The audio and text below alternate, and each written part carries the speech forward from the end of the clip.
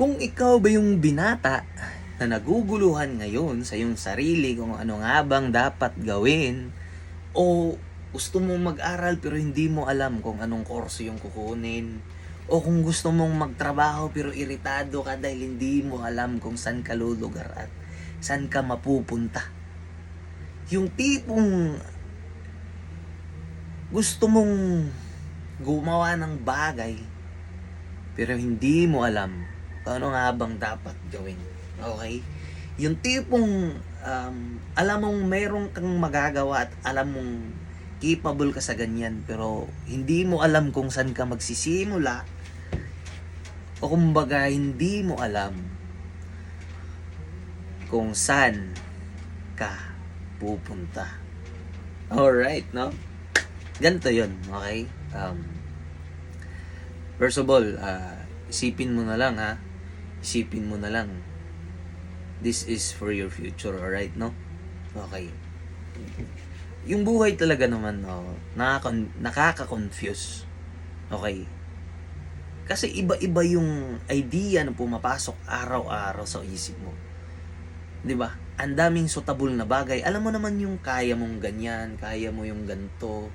Pero bakit nga ba hindi nagsisink in sa'yo, okay? Okay, here's the thing, okay? Isipin mo muna, pag ginawa mo yun, kaya mo ba? Masosustain mo ba? Okay?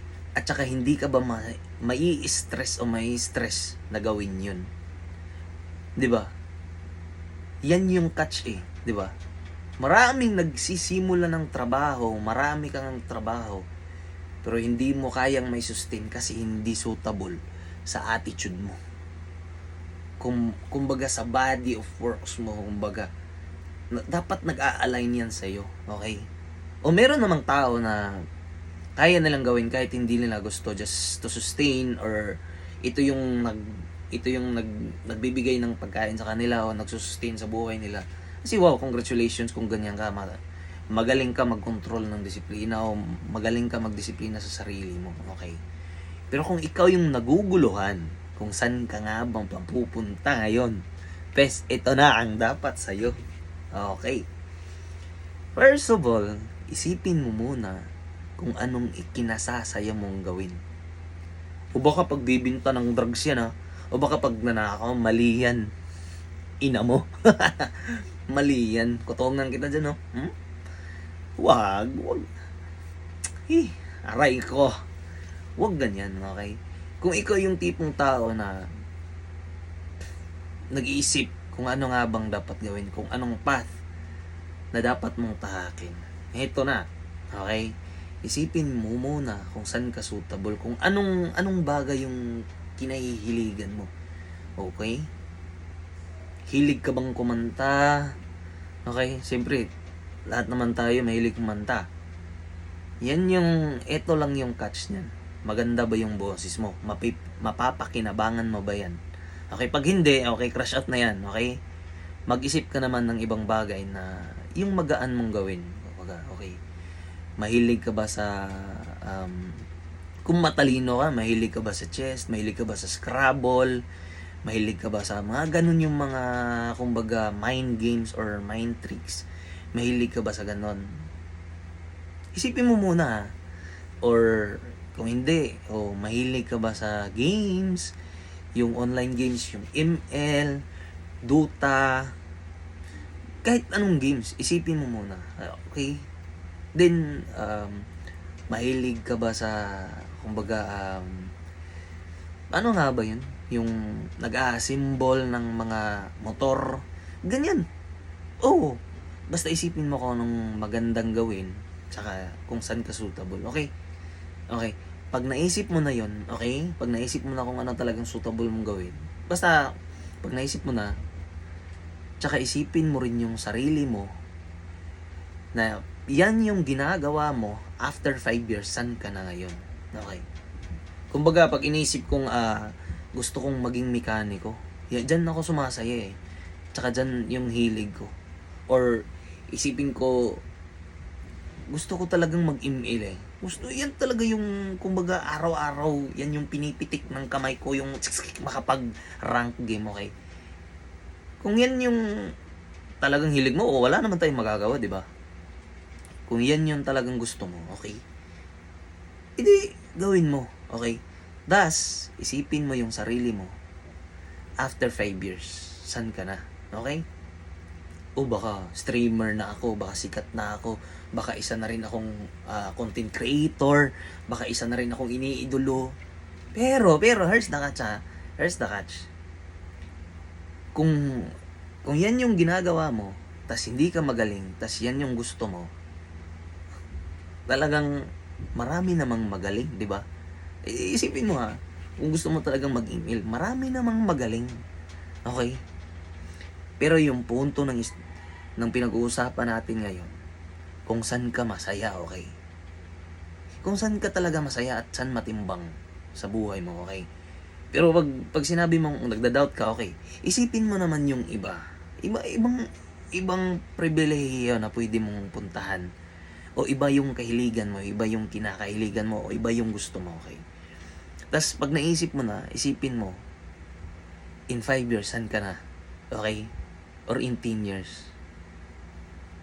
Tas pag yan na yung naisip mo, tas yan na yung, kumbaga, yan na yung maluwag sa puso mo, yan na yung gawin mo. Tas mag-i-excel at mag-i-excel ka niyan. Promise. Kung email yung naisipan mo, kung computer games, Dota, okay. Dun, it has the catch naman talaga, di ba? Kailangan talaga yung may kumbaga, merong something, okay? Sa lahat ng streamer ko, okay, kung magiging streamer ka, talagang merong something yan, okay? O isipin mo, manood ka muna bago ka gumawa. Kumbaga, planuhin mo muna. Okay, kailangan mo muna mag-gather ng idea bago mo gawin yung mga pinaplano mo, okay?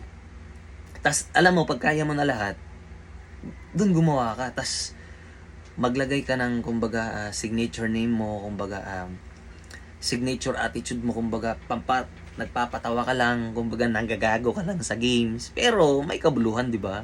May kabuluhan. Kasi doon ka masaya. Tas doon mo nai-encourage yung ibang nanonood na, siyempre ako, pag tumitingin ako sa cellphone, gusto ko lang mawala yung stress ko. Siyempre, pag nanonood ako sa'yo, at the same time, magaling ka mag-email, magaling ka na. Siyempre, gagaling ka, di ba? Kasi doon ka mahilig, di ba? Siyempre, pag nakagalingan ako sa'yo, at the same time, nakakapagpatawa ka, siyempre, doon ka mag-i-excel. Oo. Maraming content creator na hindi masyadong magaling, pero maraming nanonood. Kasi nakakapagpatawa sila, di ba?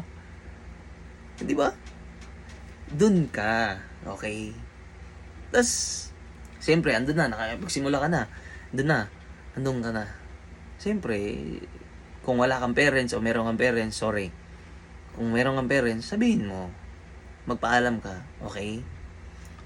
Okay, magpaalam ka na ano nga ba talaga dapat ang iyong pangarap. Kasi iba yung tumatakbo sa isip ng iyong magulang, tsaka iba yung tumatakbo sa isip mo, okay? Dapat mo rin silang sabihan kung ano talaga yung gusto mo. At tsaka, ano ba talaga yung suitable sa'yo na hindi suitable sa kanya. Na para hindi kayo magtatalo kung ano nga ba talaga dapat ang iyong gawin, okay? At tsaka, ipakita mo na dun ka masaya, okay? Okay, so gets na. So, ibig sabihin ito sa usapan natin, ibig sabihin lang, kung saan ka magaling, dun ka mag-excel, okay? Dun ka mag-invest, okay? Huwag kang mag-invest sa mga bagay na hindi naman mapapakinabangan mo after 5 years. Isipin mo, ganito lang isipin mo, okay? Marami kang hilig. Mahilig kang manood ng TV, mahilig kang maglaro ng basketball, pero hindi yan suitable sa'yo, okay? Doon ka pumunta kung saan ka magaling, okay? Saan yung pwedeng gawin mo na hindi nakakapagod, tsaka nakakapag-benefit sa'yo, okay? Pag nagawa mo yun, siyempre, I'm so proud of you naman, di ba? Naging streamer ka, maraming talagang pwedeng posibleng gawin ngayon na napakasimple lang. Pag meron kang cellphone, siyempre mag-invest ka muna sa cellphone, di ba? Pag meron kang internet, tsaka yun, gawin mo lahat. Doon ka, tas naisip mo kung ano na, doon ka mag-invest in the future. Okay? Pero before that, huwag ka munang mag-expect na sa mga ginagawa mo, sa mga ginagawa mong content, na mayroon talaga diretsong magla-like. Siyempre, it has the sacrifice for it naman, di ba? Patience is a virtue din. Okay? Tsaka samahan mo ng consistency at innovation. Okay? Mag-adapt ka sa mga kumbaga sa kabaguhan ngayon, yung mga bago. Mag-adapt ka. Tsaka consistency. Okay? Consistency tsaka disiplina. Okay? Bakit disiplina, kuya?